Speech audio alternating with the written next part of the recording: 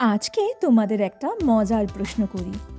আচ্ছা, আমরা যে চশমা প্রতিদিন চোখে দিই সেটা প্রথম কে বানিয়েছিল জানো?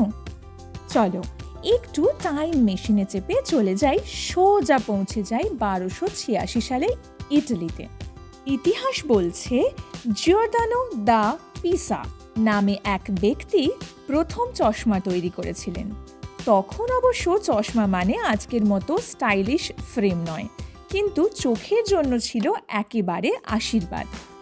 এরপর সময় এগোলো আর 1727 সালে চশমা পেল এক নতুন রূপ।